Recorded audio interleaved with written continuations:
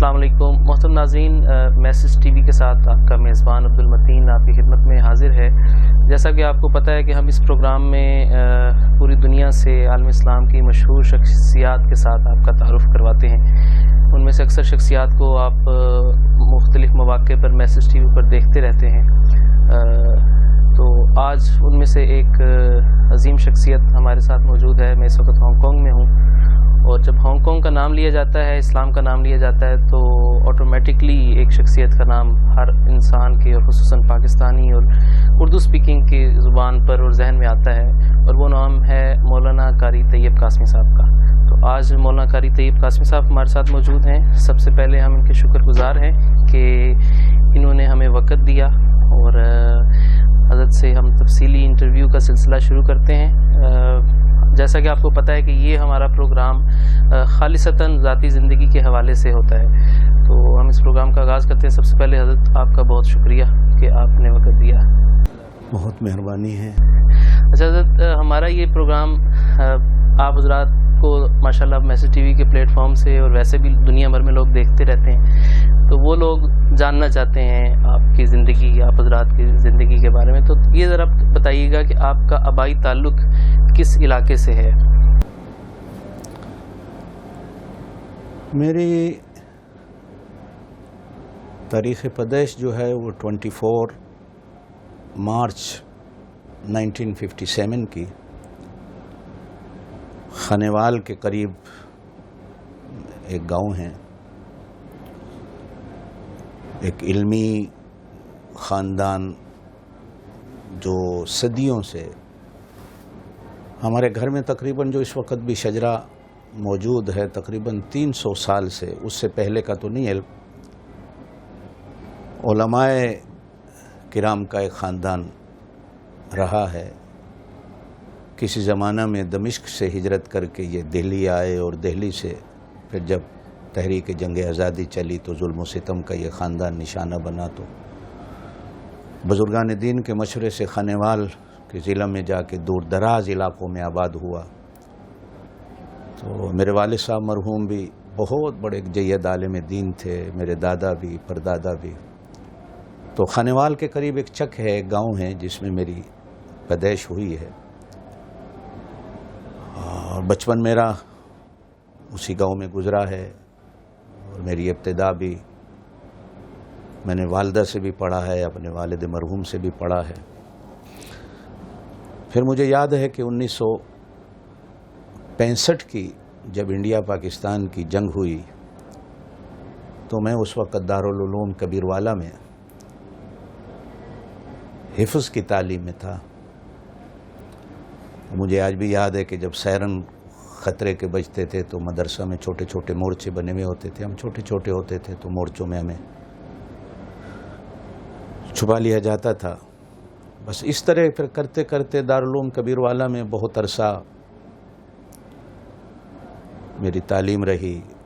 پھر ایک وقت آیا دارالعلوم کبیروالا میں کچھ انقلاب کی ایک صورت پیدا ہوئی، اساتذہ کرام میں اختلافات کی، تو دارالعلوم کبیروالا سیل ہو گیا۔ تو پھر میں مولانا ضیاء القاسمی مرحوم کے مدرسہ جامعہ قاسمیہ میں کچھ عرصہ میں نے فیصل آباد میں گزارا۔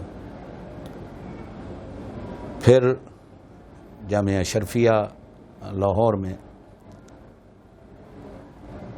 حضرت مولانا رسول خان صاحب رحمۃ اللہ کا تو انتقال ہو گیا تھا، لیکن میں نے حضرت کی زیارت خوب کی ہے۔ مولانا ادریس کاندھلوی رحمۃ اللہ علیہ زندہ تھے، مولانا موسیٰ خان صاحب رحمۃ اللہ علیہ اس وقت جامعہ اشرفیہ میں تشریف لا چکے تھے۔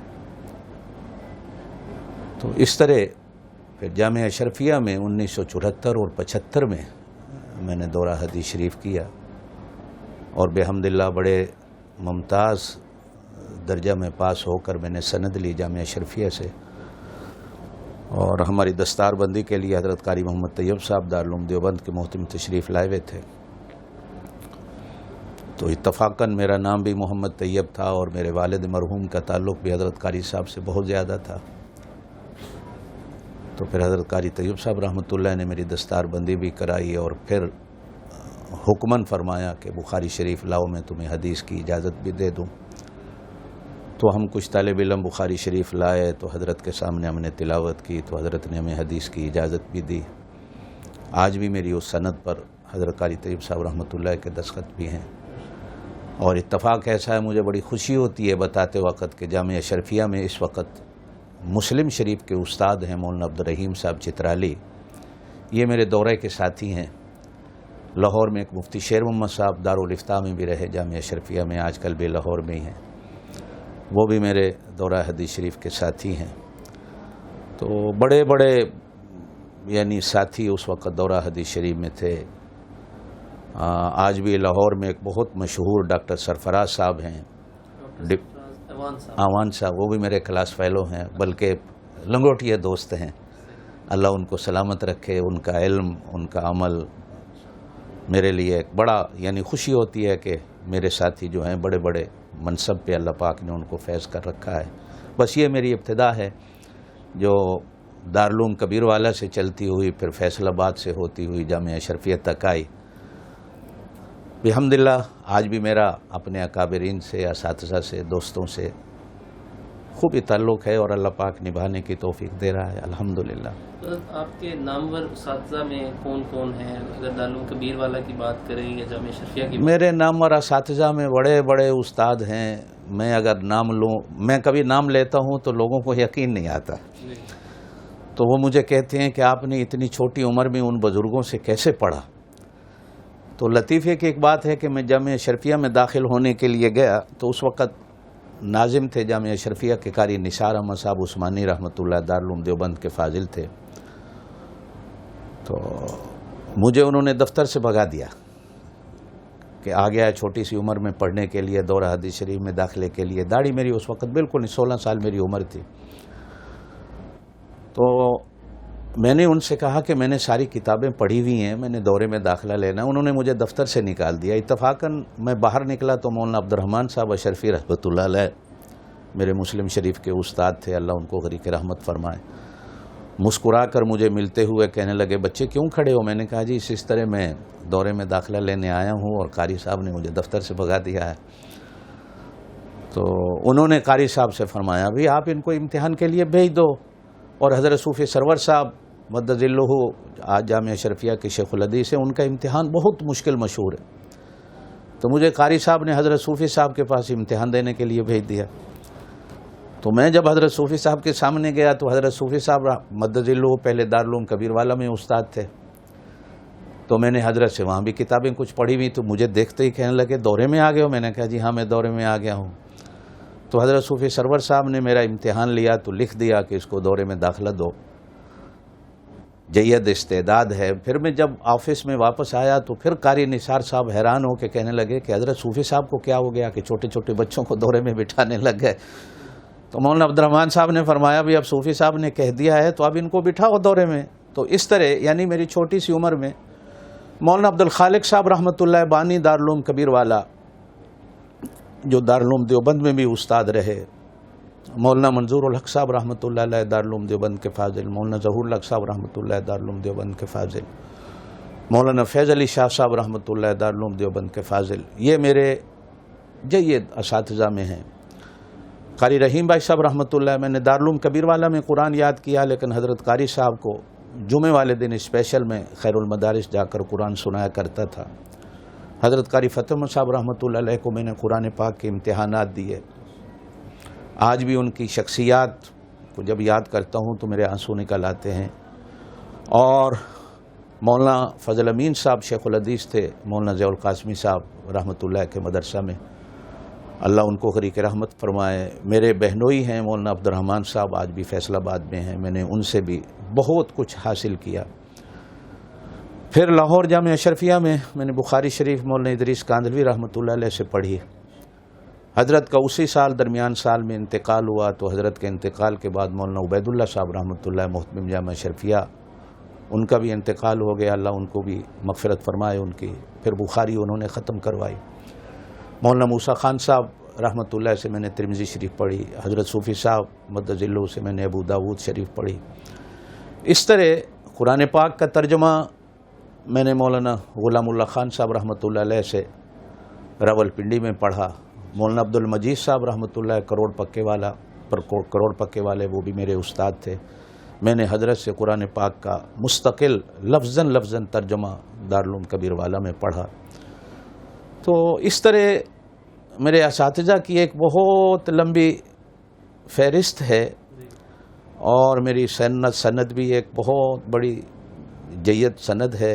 اور پھر مستقل کئی اساتذہ کرام سے، خصوصاً حضرت قاری طیب صاحب رحمۃ اللہ علیہ سے، اور میرے بڑے بھائی، میرے دوست، میرے مہربان حضرت مولانا محمد مکی صاحب مدرس حرم مکہ، ان سے بھی میں نے حدیث کی اجازت لی. اور بھی کئی حضرات ایسے ہیں جن سے میں نے حدیث کی اجازتیں بھی لی ہیں. الحمدللہ مجھے اس نسبت پر فخر ہے. ہمارے پلے تو کچھ نہیں، لیکن ان بڑے بزرگوں کی صحبتوں میں، جوتوں میں بیٹھنے کا اللہ پاک نے موقع نصیب فرمایا ہے. تو یہ ایک میرے لیے باعث بخشش بھی ہے اور دنیا میں باعث فخر بھی ہے کہ میں نے اپنے ان اساتذہ کرام سے بہت کچھ سیکھا ہے اور انہی سے میں نے پڑھا ہے. صحیح. جن ماشاءاللہ بڑے بڑے حضرات کا آپ نے بھی نام لیا، ذکر کیا، انسان بہت سارے لوگوں سے زندگی میں انسپائر ہوتا ہے، لیکن کچھ لوگ ایک آئیڈیل ہوتے ہیں یا جن سے بندہ نے بہت زیادہ محبت کرتا ہے. تو ان سب میں سب سے زیادہ آپ کی اٹیچمنٹ کس سے رہی؟ میں نے قرآن پاک میں حفظ میں سب سے زیادہ میری اٹیچمنٹ حضرت قاری خلیل الرحمن صاحب رحمۃ اللہ علیہ، میرے حفظ کے استاد تھے دارالعلوم کبیر والا میں. ایک باپ کی حیثیت سے جتنی شفقت ان کی شاید میرے ساتھ تھی کسی بھی شاگرد کے ساتھ اتنی ہو.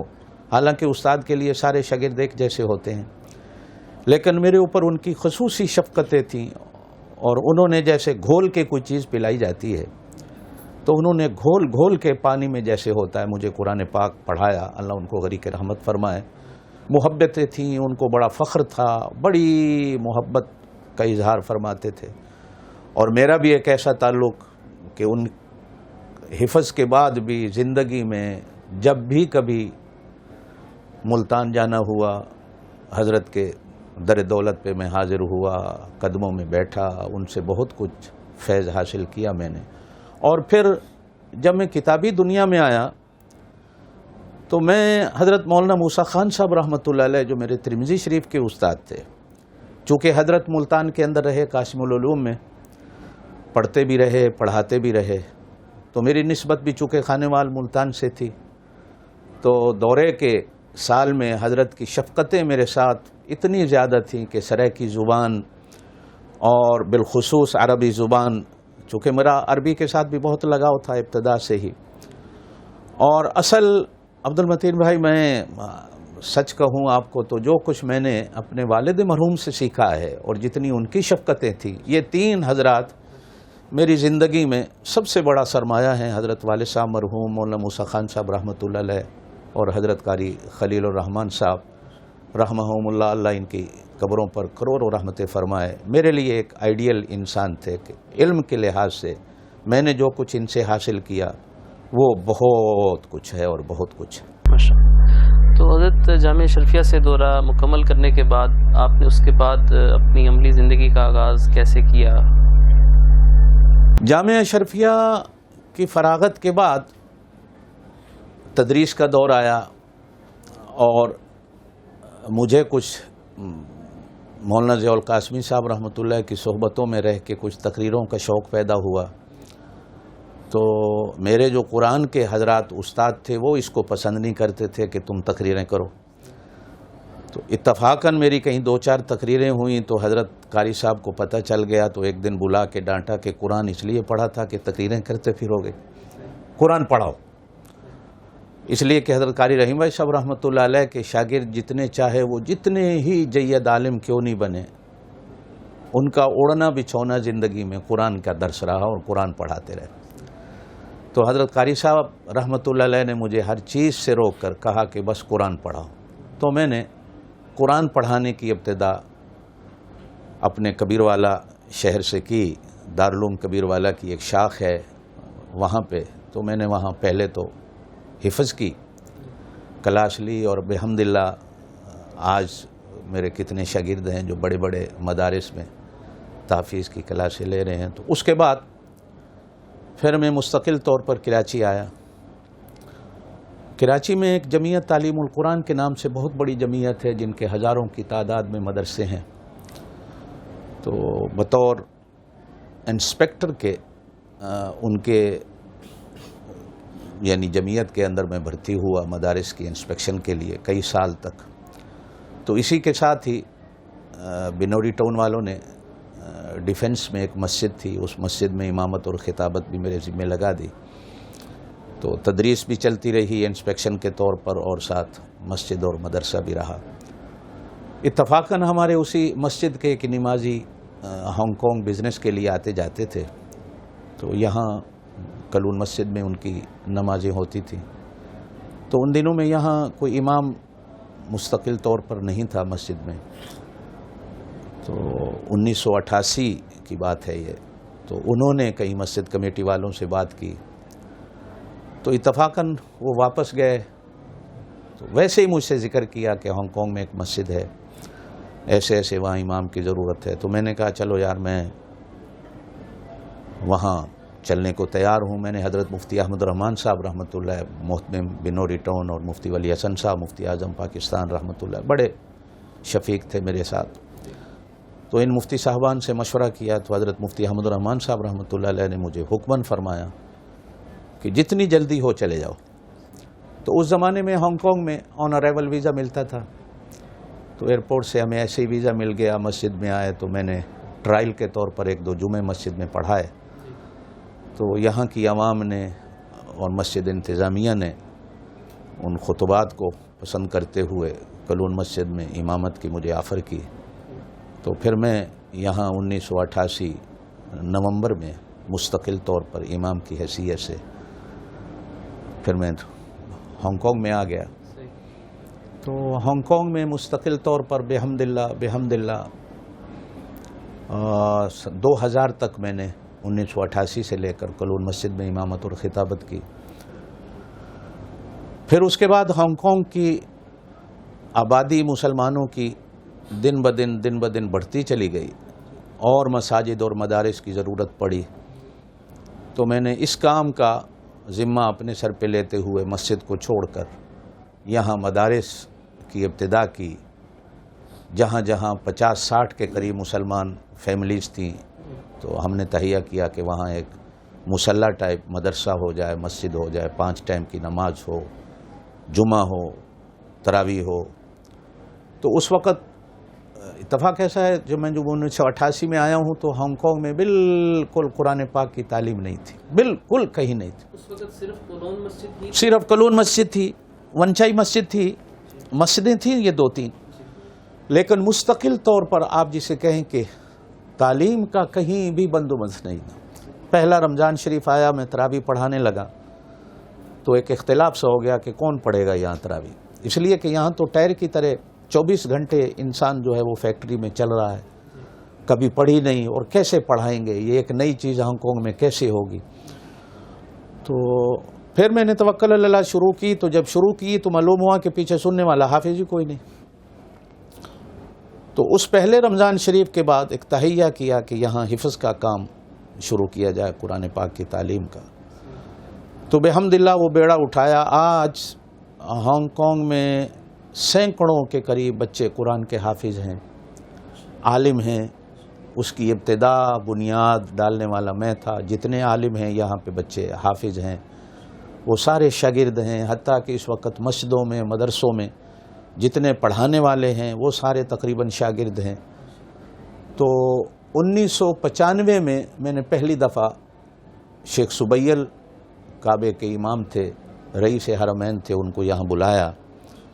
تو وہ یہ مدارس کا کام دیکھ کر انہوں نے کہا کہ مستقل طور پر یہ کام شروع کرو. تو مولانا منظور احمد صاحب چنیوٹی رحمۃ اللہ، علامہ خالد محمود صاحب رحمۃ اللہ علیہ، اور مولانا محمد مکی صاحب رحمۃ اللہ مدد اللہ، اور دیگر کئی اکابرین پہلی دفعہ 1995 میں. یہاں علماء کا بھی آنا جانا نہیں تھا، بالکل یہ ہٹواں ایک ملک تھا چھوٹا سا. تو اس طرح ہم نے مدارس کی بنیاد رکھی اور پھر علماء کے آنے جانے کا سلسلہ شروع کیا.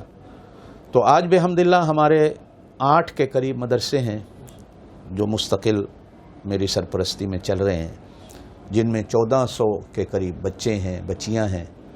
مستقل ہمارا ایک لڑکیوں کا مدرسۃ البنات ہے جس میں 100-150 لڑکی ہے، کتنے سالوں سے عالمہ بن رہی ہیں، ان کو حدیث تفسیر کا درس میں خود دیتا ہوں، اور عالمہ اب لڑکیاں بن گئیں بحمد اللہ۔ ان لڑکیوں کے سلسلے سے بھی یہاں تقریباً لڑکیوں کے ہم نے 5-6 مدرسے ہیں جو گھروں میں وہ ہماری فاضل شدہ بچیاں جو ہیں وہ پڑھانے میں لگی ہوئی ہیں۔ تو مستقل مدارس میں تو 1300-1400 بچے ہیں، اور ان کے علاوہ دیگر جتنے ہیں بحمد اللہ وہ تمام بچیاں بھی پڑھانے والی اپنی شاگرد ہیں، بچے بھی پڑھانے والے اپنے شاگرد ہیں۔ تو اللہ پاک نے اتنا کام چلایا ہوا ہے، یقین جانیں کہ جتنا اللہ کا شکر ادا کریں وہ کم۔ تو آپ کو کوئی رفلی ایسٹیمیٹ ہے کہ اب جب سے آپ نے مدارس کا سلسلہ شروع کیا تب سے اب تک کتنے حفاظ اور کتنے لوگ عالم بن کے ان سے نکل چکے ہیں؟ تقریباً اس وقت تک 12 کے قریب تو ہمارے علماء نکل چکے ہیں۔ باقی کچھ بچے ایسے ہیں جو اب پاکستان میں بھی پڑھ رہے ہیں، چونکہ ہم نے یہاں کتابی سلسلہ اس سال شروع کیا ہے، تھوڑا سا پہلے ہم نے شروع نہیں کیا، صرف ہم نے تحفیظ ہی رکھی ہے کہ حفظ کرائیں۔ اب ہم نے تجوید بھی شروع کی ہوئی ہے، تجوید پہ بھی 4 بچے الحمدللہ ہمارے نکل چکے ہیں، باقاعدہ ان کو سند دی جا چکی ہے۔ اس سال بھی کلاس ہے ہماری تجوید کی۔ تو کچھ بچے پاکستان میں افتاء بھی کر رہے ہیں اور مدارس میں پڑھ بھی رہے ہیں، چھوٹی کلاسوں میں بھی، اور کچھ بچے ہمارے ساؤتھ افریقہ میں ہیں، اور کچھ بچے ساؤتھ افریقہ سے عالم بن کے آ بھی گئے ہیں۔ ان میں ایک میرا اپنا بیٹا ہے چھوٹا، وہ بھی بحمداللہ ساؤتھ افریقہ سے عالم بن کے آیا ہوا ہے، اتفاقاً ان دنوں میں وہ عمرے پہ ہے۔ تو الحمدللہ، اور حفاظ کی تو یعنی آپ کو تعداد جو ہے میں کیا بتاؤں کہ سینکڑوں کی تعداد میں اس وقت آپ کو ہانگ کانگ میں ایک ایسی فضا ملے گی ٹوپی داڑھی نوجوانوں کے اندر، جس پہ ہم نے اتنی محنت کی ہے، اتنی محنت کی ہے۔ اب الحمدللہ ہمارے اور دوسرے ساتھی بھی محنت کرنے والے ہیں، اور اب تبلیغی جماعتوں کا بھی آنا جانا ہانگ کانگ کے اندر مستقل طور پر ہے، تبلیغی جماعتیں بھی ہیں۔ تو اب الحمدللہ ہانگ کانگ کی جو ہماری ایک فضا ہے وہ ایسے لگتا ہے، آپ بھی آئے ہوئے ہیں تو معلوم ہوتا ہے کہ میں کسی مسلمان کنٹری میں آیا ہوا ہوں، کہ ہمارے نوجوان اتنے راغب ہیں اس طرف۔ میرا جو جمعہ ہے، میرا خیال ہے شاید اسلامی ملکوں میں بھی ایسا نہ ہوتا ہو کہ 1 گھنٹہ میرا، یعنی 40 سال سے یہ میرا ایک لگاتار دستور آ رہا ہے کہ میرا جمعہ جو ہے وہ 1 گھنٹے کا ہوتا ہے۔ یہاں ہانگ کانگ میں بھی میرا 1 گھنٹہ بیان ہوتا ہے۔ تو 12 بجے میں بیان شروع کرتا ہوں تو سننے والے شوقین لوگ 12 بجے مسجد میں آ کر بیٹھ جاتے ہیں۔ تو ایک تعداد ہوتی ہے مستقل طور پر ہمارے ہاں بحمداللہ۔ تو اللہ کا بڑا کرم ہے، اللہ پاک نے مساجد کو، مدارس کو آباد کیا ہوا ہے، اور یہ سب خلوص سے اس محنت کا اللہ پاک نے ہمیں صلہ دیا ہوا ہے کہ آج ہانگ کانگ کی فضا کوئی ماں باپ ایسا نہیں جو ہمیں دعا دیتا ہوا نظر نہ آتا ہو، بلکہ گورنمنٹ ہانگ کانگ بھی اپریشیٹ کرتی ہے، اسناد ہمیں دیے، سرٹیفکیٹ ہمیں دیے کہ یہ بچے اگر یہ مدارس نہ ہوتے تو غلط سوسائٹیوں میں ہوتے، اسکول سے آتے پتہ نہیں یہ روڈوں پہ کیا کرتے۔ آج بچہ اسکول سے آتا ہے وہ سیدھا مدرسے کا رخ کرتا ہے، تو ہم بچوں کو 2-3 گھنٹے مدرسے میں بٹھا لیتے ہیں۔ اب وہ بچہ ایسے ٹائم پہ مدرسے سے چھٹی کرتا ہے کہ اس بیچارے کو کھیلنے کا وقت بھی نہیں ملتا، گھر جاتا ہے، ہوم ورک کرتا ہے، کھانا کھاتا ہے، سو جاتا ہے، صبح اسکول چلا جاتا ہے۔ اور جب پبلک ہالیڈے آتے ہیں، ابھی آپ دیکھیں صبح ہماری کلاس لگی ہوئی ہے، سیٹرڈے سنڈے چھٹی ہوتی ہے تو ہماری صبح بھی کلاس ہوتی ہے مدارس میں، شام کو بھی کلاس ہوتی ہے۔ تو کئی دفعہ گورنمنٹ کی طرف سے بھی ہمارے اس سلسلے کو اتنا پسند کیا گیا اور اپریشیٹ کیا گیا کہ یہ بچے غلط سوسائٹیوں میں جانے سے بچ گئے، اور آپ لوگوں نے اس کی بنیاد ڈالی ہے کہ ہمارے ملکوں کے اندر یہ غیر ملکی بچے، بالخصوص پاکستانی، بنگالی، انڈین، انڈونیشین، فلپینی مسلمان بچے ہمارے مدرسوں میں آتے ہیں، چائنیز بچے بھی ہیں۔ تو یہ ایک سلسلہ ہے بحمداللہ جو اللہ پاک نے بہت اچھا چلایا ہوا ہے۔ میرا سوال یہی تھا، اس کا تھوڑا سا آپ نے بیچ میں ذکر بھی کیا کہ یہ غیر مسلم ملک ہے اور یہاں پہ مسلمانوں کی آبادی بھی بہت کم ہے، اس کے باوجود ماشاءاللہ آپ نے اتنے سارے مدارس بھی یہاں قائم کیے ہوئے۔ تو ہانگ کانگ کی جو گورنمنٹ ہے وہ ان ساری چیزوں کو کس نظر سے دیکھتی ہے؟ وہ مسلمانوں کے ساتھ اس چیز کو سپورٹ کرتی ہے؟ کیونکہ اکثر یہی دیکھا جاتا ہے غیر مسلم ممالک میں کہ غیر مسلم حکومتیں جو ہیں وہ ان چیزوں کو کی طرف وہ زیادہ کرتی ہیں، خصوصاً 9/11 کے بعد مسلمانوں کے لیے کافی بلکہ میں آپ سے تھوڑا اختلاف کروں گا کہ غیر مسلم حکومتوں نے شاید ہمیں اتنا نقصان نہیں دیا۔ مسلمان کنٹریز میں مدرسہ چلانا اس دور میں خصوصاً 9/11 کے بعد بہت مشکل ہے. اس ملک میں ہمیں آج تک ایک ذرہ بھی گورنمنٹ کی طرف سے تکلیف نہیں آئی, الٹا گورنمنٹ تعاون کرتی. ہاں بحمداللہ آج تک جو ایک آپ کہیں کہ پیسے کی مدد ہے گورنمنٹ سے وہ تو ہم نے نہیں لی, لیکن اس کے علاوہ ہمارا خیال کرنا, سرپرستی کرنا اور مدارس کے اندر چائنیز زبان کی کلاسوں کے لیے ہمیں ٹیچر دینا, فری ان کی تنخواہ بھی گورنمنٹ دیتی ہے. ہمارے بچوں کے لیے یعنی میڈیکل کی سہولتیں ہیں, کبھی کبھی یہاں مدارس میں میڈیکل ٹیمیں آ جاتی ہیں, ہیلتھ کی ٹیمیں آ جاتی ہیں, بچوں کا خیال رکھا جاتا ہے. اور ہمارے ہاں بچہ کبھی اسکول پڑھنے والا یا یونیورسٹی پڑھنے والا, اس کو اگر کبھی کسی لیٹر کی ضرورت پڑ جاتی ہے تو ہمارے اس لیٹر کو گورنمنٹ تسلیم کرتی ہے.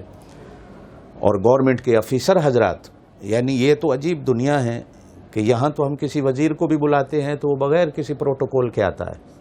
ہم نے کبھی نہیں دیکھا کہ اس کے ساتھ کبھی کوئی پولیس والا بھی آ گیا ہو. وہ آتے ہیں, ہمارے جمعوں میں آتے ہیں, ہمارے لوگوں سے یہاں آ کر بیان کرتے ہیں یعنی اس ملک کے بارے میں. یعنی وہ اتنے خوش ہیں حکومت کہ ایون ہماری کلون مسجد ہو یا دوسری مساجد ہیں, اپریشیٹ ہمیں کیا جاتا ہے.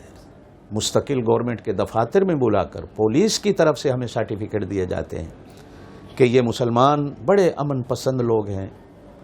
حتیٰ کہ چائنا گورنمنٹ لوگ کہتی ہے وہ ایسے ہیں.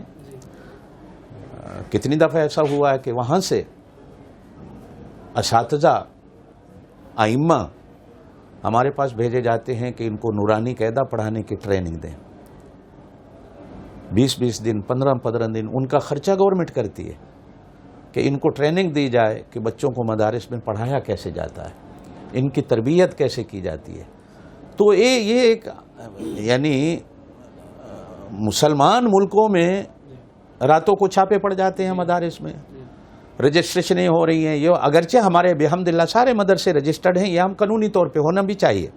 ہماری اپنی جو جماعت ہے ختم نبوت ہماری رجسٹرڈ ہے اور ہم ایک ٹرسٹ کے ذریعے سے, یعنی ہم جو یہاں NGOs کے تحت رجسٹرڈ ہیں, ہم مذہبی طور پر رجسٹرڈ نہیں ہیں. NGOs ہیں ویلفیئر کے طور پر, یہاں بھی کام کرتے ہیں. جب کہیں حادثات ہو جاتے ہیں دنیا کے دوسرے ملکوں میں بھی, تو ہمیں بجائے اس کے کہ گورنمنٹ کی طرف سے ہمیں کوئی تکلیف ہو, الٹا گورنمنٹ جو ہے وہ اپریشیٹ کرنے کے ساتھ ساتھ جو ہے نا وہ ہمارا تعاون کرتی ہے. صحیح. تو حضرت دوسرا یہ بتائیے گا کہ ماشاءاللہ آپ نے بتایا کہ 14 شاید مدرسے اب ماشاءاللہ آپ کے زیر سرپرستی چل رہے ہیں. تو ان مدارس میں ظاہر ہے اساتذہ بھی ہیں, وہ پاکستان سے, انڈیا سے اور بنگلہ دیش سے عموماً ہوتے ہیں. تو یہ مدرسوں کا جو سارا نظام ہے فائنینشیل پوائنٹ آف ویو سے وہ کس طرح سے چلتا ہے, اور اس میں آپ کو کوئی پریشانی ہے یا ماشاءاللہ وہ ٹھیک چل رہا ہے؟ بحمداللہ ہمیں آج تک اللہ پاک کی طرف سے کبھی کوئی پریشانی اس نے نہیں آنے دی. خلوص سے چلتے ہیں, فلوس سے کبھی ہم چلے نہیں, نہ ہم نے یہ سوچا ہوا ہے. ہمارے مستقل طور پر نوجوان ممبر ہیں جو منتھلی اکاؤنٹ میں ہی وہ پیسے ڈال دیتے ہیں. کوئی اپنی حسب طاقت 200 ہانگ کانگ ڈالر دینے والا ہے, کوئی 500 دینے والا ہے, کوئی 1000 ڈالر دینے والا ہے, کوئی 100 ڈالر دینے والا ہے. اور پھر ہمارے مدارس میں جو بچے پڑھتے ہیں ہم نے ان بچوں پر 100-150 Hong Kong dollar monthly fee رکھی ہوئی ہے. تو بحمداللہ کبھی اللہ پاک نے ایسا موقع آنے ہی نہیں دیا. اور اگر کبھی ضرورت پڑ بھی گئی تو اپنے جمعے میں ہی اپنے نمازیوں سے اپیل کر لیتے ہیں, یہیں بیٹھے بیٹھے اللہ پاک بندے بھیج دیتا ہے. مدارس چل رہے ہیں. ہم نے کبھی آج تک, حالانکہ میرا سعودی حکومت سے بہت بہترین تعلق ہے, ائمہ حرمین میرے ہاں شیخ سدیس سے میرا بہت دوستانہ ہے, میرے ہاں تشریف لا چکے ہیں. بڑے امام صاحب شیخ سبیل اللہ ان کو غریق رحمت فرمائے, اولاد کی طرح میرے سر پہ ہاتھ رکھتے تھے, بڑی ان کی شفقتیں تھی میرے ساتھ. ہم نے آج تک کبھی ان سے 10 ریال نہیں لیا, اور بلکہ ایک دفعہ مذاق میں مجھ سے شیخ سدیس صاحب نے پوچھا بھی صحیح, کہ شیخ محمد طیب تم یہ کیسے کام کرتے ہو. بلکہ میں اپنے اکابرین کے لیے آپ کے انٹرویو میں یہ بات کہہ دوں کہ وہ کہتے ہیں کہ دنیا میں ہم کہیں بھی جاتے ہیں، یہ علماء دیوبند والے جنگل میں بھی مدرسے بنا کے بیٹھے ہوئے ہیں، شہروں میں بھی مدرسے بنا کے بیٹھے ہوئے ہیں، یہ تم کیسے کام کرتے ہو؟ ساؤتھ افریقہ جاتا ہوں تو تمہارے لوگ نظر آتے ہیں، کینیڈا جاتا ہوں تو تمہارے لوگ نظر آتے ہیں، ہانگ کانگ بھی آیا ہوں تو تمہارے لوگ نظر آتے ہیں، یہ تم کیسے کام کرتے ہو؟ تو میں نے ان کو ہنستے ہوئے کہا تھا شیخ ہم خلوص والے ہیں، ہم فلوس والے نہیں ہیں، ہم خلوص سے کام کرتے ہیں. ہمارے حضرت مولانا محمد قاسم نانوتوی رحمۃ اللہ علیہ نے جو بوٹا لگایا دارالعلوم دیوبند کا، آج اس کا فیض آپ دنیا کے کسی جنگل میں بھی چلے جائیں، جنگل میں افریقہ میں، تو آپ کو دارالعلوم دیوبند کا فیض کسی نہ کسی صورت میں، مدرسے کی صورت میں، مسجدوں کی صورت میں، خانقاہوں کی صورت میں، کوئی ایک قلندر فقیر وہاں پہنچ گیا ہے، بحمداللہ اس نے بوٹا لگایا ہے. آپ کو دنیا میں کہیں بھی پہنچ جائے وہ کام نظر آئے گا، اس لیے کہ اللہ پاک نے علماء دیوبند کے سلسلے میں جو خلوص ہمیں نصیب فرمایا ہے. دیکھیں یہ کام جو ہے نا وہ حسب توفیق ہے، یعنی جتنا ہم اٹھا سکتے ہیں بوجھ اللہ اتنا ہی ہمارے سر پہ بوجھ ڈالتا ہے. تو اللہ پاک کی طرف سے توفیق ہوتی ہے. بحمداللہ اس وقت ہمیں آج تک کبھی یعنی کوئی ایسی بڑی تکلیف نہیں آئی. بحمداللہ اللہ پاک چلا رہا ہے اور چلیں گے انشاءاللہ. حضرت آپ نے بیچ میں کچھ ذکر بھی کیا، لیکن میں تھوڑا سا اس بارے میں تفصیلاً جاننا چاہوں گا کہ آپ نے کن کن بڑے حضرات کو یہاں دعوت دی اور کون کون آپ کی اس دعوت پر یہاں تشریف لائے ہانگ کانگ میں؟ میں پہلے مستقل طور پر سالانہ کانفرنس ختم نبوت کے نام سے کراتا تھا، جس میں بالخصوص حرمین کا ایک آدھ امام مدینہ کے یا مکے کے سعودی گورنمنٹ کی طرف سے تشریف لاتے تھے. مولانا محمد مکی صاحب مدظلہ مدرس حرم مکہ جو ہیں، ان کا بھی ہر سال آنا ہوتا تھا. مولانا عبدالحفیظ صاحب مکی مرحوم وہ بھی تشریف لائے، بڑے شفیق مہربان تھے.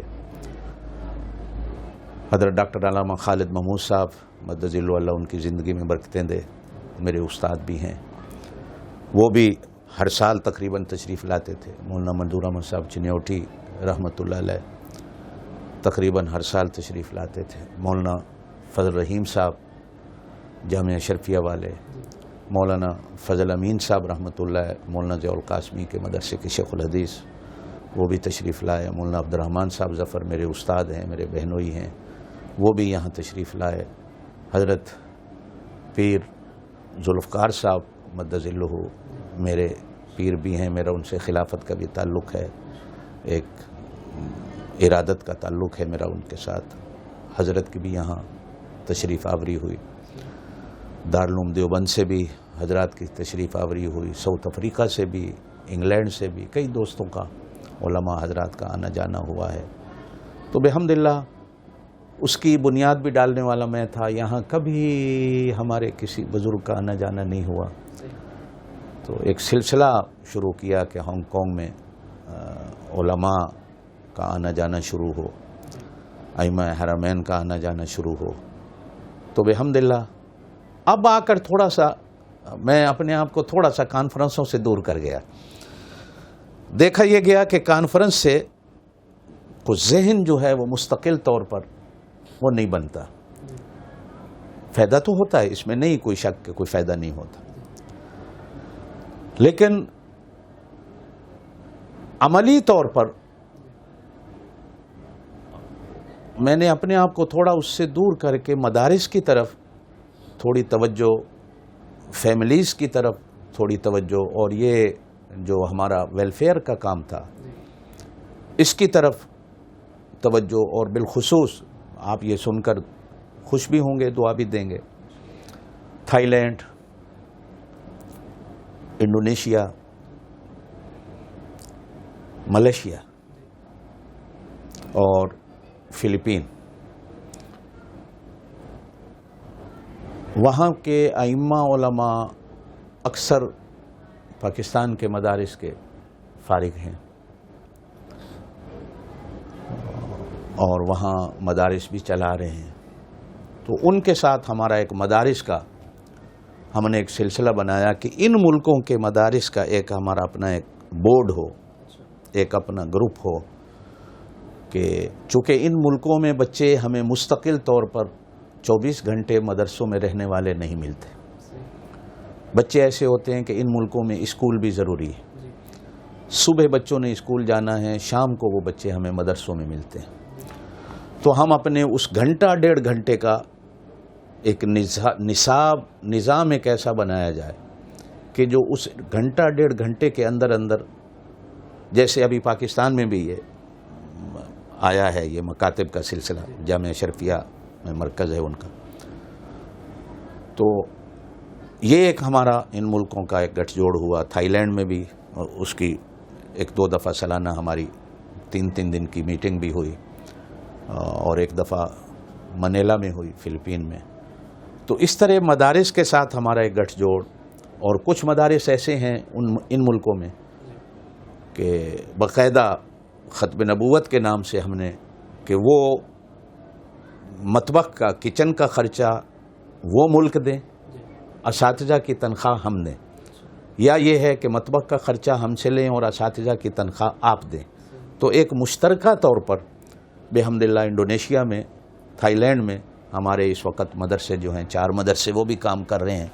تو میرا مستقل یہ تقریباً ہر 2-3 مہینے میں ان ملکوں میں بھی جانا ہوتا ہے، مدارس کو دیکھنا بھی ہوتا ہے، امتحانات وغیرہ کے لیے بھی جانا ہوتا ہے. تو میں تقریباً آپ ایسا سمجھیں کہ 4-5 سال 6 سال ہو گئے کانفرنس کی طرف نہیں گیا، توجہ ادھر کر لی. تو سالانہ جب ہمارا اب پروگرام ہوتا ہے بچوں کا، یعنی اسناد دینے کا، تو گزشتہ سال سے پیوستہ مولانا فضل رحیم صاحب تشریف لائے تھے، گزشتہ سال پیر ذوالفقار صاحب مدد اللہ تشریف لائے تھے. تو اس سال بھی انشاءاللہ رمضان المبارک کے بعد ہمارا ہے. تو دیکھیں انشاءاللہ پیر ذوالفقار صاحب سے بھی وقت کا کہہ رکھا ہے. تو اس طرح کر کے جو ہے نا اب ہم نے اپنی توجہ جو ہے نا وہ تھوڑی ادھر کر دی ہے. تو یہ چونکہ اصل میں پہلے اپنے خرچوں کی کانفرنس کرتے ہیں، باہر سے مہمان آتے ہیں، اخراجات بھی ہوتے ہیں. تو وہ سوچا ہے کہ کیوں نہ اس سلسلے کو تھوڑا سا ادھر بڑھایا جائے تاکہ جو ہے نا وہ ایک کام اور زیادہ لے لیا جائے. تو حضرت آپ ماشاءاللہ قاری بھی ہیں، آپ عالم ہیں، تو خطابت بھی آپ کی بہت مشہور ہے. تو کیا آپ کتاب بھی آپ نے کوئی لکھی، کچھ کتابیں بھی آپ کی کچھ موضوعات پر ہیں؟ آپ نے اچھا یہ سوال کیا ہے. تقریباً ابھی تک میری کوئی کتاب مارکیٹ میں تو نہیں آئی. 6 کے قریب جو ہیں وہ لکھی پڑھی ہیں. تو دیکھیں، اللہ پاک سے دعا کریں. اللہ پاک آج کل تو خیر طباعت بھی بڑی آسان ہو گئی ہے، کمپیوٹر آ گئے ہیں، تو اخراجات کی بھی یعنی اتنی تکلیف نہیں ہے. لیکن بہرحال الحمدللہ اس لین پہ کام چل رہا ہے، چلا ہوا ہے. 6 کے قریب انشاءاللہ دعا کریں، اللہ پاک کرے کہ 2018 کے اندر انشاءاللہ آ جائیں گے. مختلف موضوعات پہ ہیں انشاءاللہ.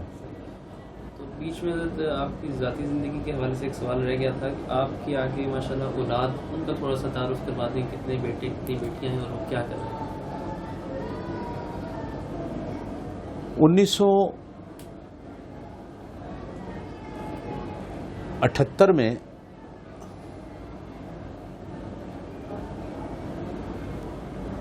میری شادی ہوئی،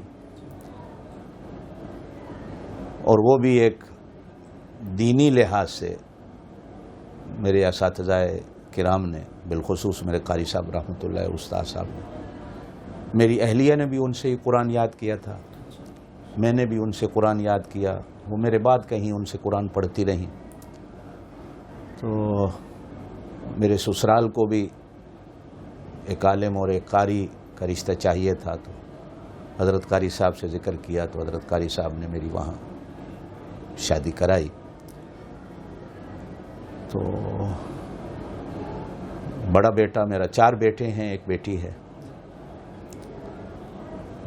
ان میں 2 بیٹے حافظ بھی ہیں اور 1 بیٹا عالم بھی ہے اور قاری بھی ہے. بہترین ماشاءاللہ انگلش کا مقرر بھی ہے، ساؤتھ افریقہ سے عالم بنا ہے. تو دعائیں بھی ہیں. یہ سلسلہ چونکہ اللہ پاک نے 300-350 سال سے چلایا ہوا ہے خاندان میں علماء کا، تو اور بھی میرے بھتیجے بھانجے ماشاءاللہ بڑے بڑے مفتی بھی ہیں، عالم بھی ہیں. تو میرے خاندان میں بھی الحمدللہ حافظ تو ماشاءاللہ ہیں ہی ہیں، تو ایک جو ہے وہ مستقل طور پر عالم بھی ہے ماشاءاللہ، اور وہ آگے پڑھانے کا سلسلہ بھی کر رہا ہے. اور آگے اب ماشاءاللہ چونکہ میری اہلیہ کا انتقال ہو گیا تھا 3-4 سال پہلے، تو پاکستان ہی گئی ہوئی تھی، تو اچانک ہارٹ اٹیک ہوا. تو اب بچے جو ہیں الحمدللہ کام سنبھالے ہوئے ہیں. بڑا بیٹا عدنان ہے، کاروبار بھی کرتا ہے، مدرسوں کی خدمت بھی کرتا ہے. نعمان ہے، کاروبار بھی کرتا ہے، مستقل ہماری ختم نبوت کے مدرسوں کا وہ خزانچی بھی ہے. اور عثمان ہے میرا بیٹا، وہ لندن یونیورسٹی میں استاد بھی ہے، وہیں پڑھا ہے ماشاءاللہ. اور چھوٹا عالم ہے ماشاءاللہ. تو اللہ پاک نے سلسلہ چلایا ہوا ہے، الحمدللہ چلا رہے ہیں. تو حضرت آپ کے وقت کا بہت بہت شکریہ، جزاک اللہ خیر. میں بالخصوص آپ کا شکر گزار ہوں. یہ جو آپ کا سلسلہ ہے کہ علماء کرام کے بیانات کو مستقل طور پر اپنے میسج ٹی وی پہ چلانا، یہ ایک صدقہ جاریہ ہے. مکی صاحب کا روزانہ میں خود بیٹھ کر درس سنتا ہوں،